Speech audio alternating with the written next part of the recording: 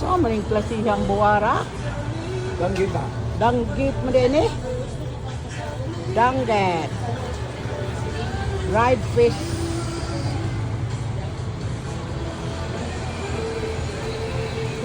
Squid.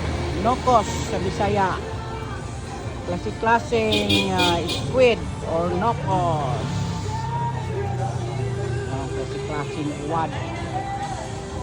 Buwad sa kalibutan. Dried fish. Global Siling sa Cebu City, Philippines. Klaseng buwad.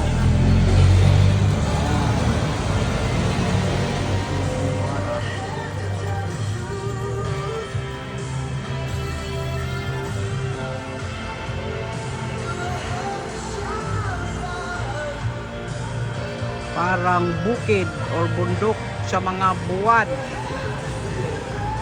Bulalad, yan ang pamangkin ko, mga kapatid.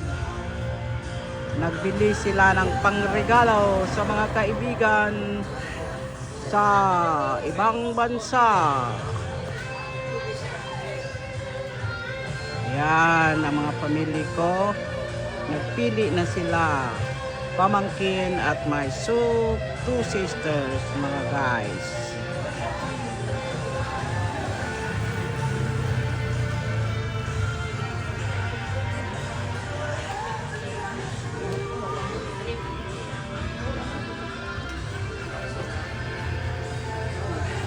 Klasihang buwad. Saan ang klasihang buwad doon? Mga pinuan, ha?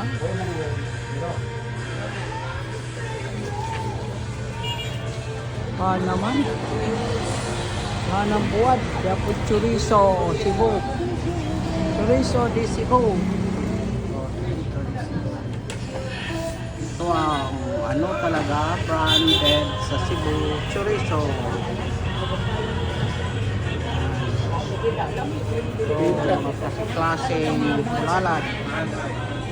Yan, may malaking bulalad. May maliit. Paki. Yan. Yan. Dami talaga mga guys. Ito ang pangalan nito. Esther and Geller pala itong tindahan na ito mga guys. Dami talagang buwad. Buwad sa kalibutan.